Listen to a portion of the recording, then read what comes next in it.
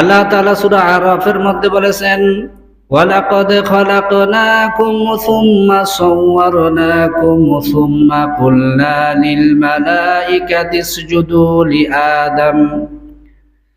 আল্লাহ তাআলা যখন আদমকে সৃষ্টি করলেন, আদমের কাঠামো যখন একটা কাঠামো দাঁড় করালেন, তার অন্তরের মধ্যে যখন রূহ প্রদান করলেন, তখন সমস্ত ফেরেশতাকে বললেন তোমরা আদমকে সেজদা করো।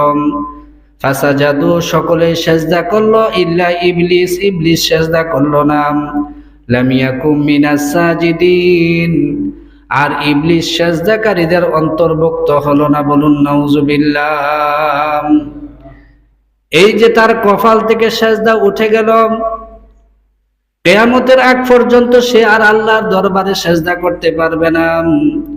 তার কারণ হচ্ছে, একজন ব্যক্তি ইবাদত করার জন্য আল্লাহ তাআলার সরাসরি সাহায্য লাগে, সেই সাহায্যটা আল্লাহ ইবলিস থেকে তুলে নিয়েছেন। বলুন না নাউজুবিল্লাহ।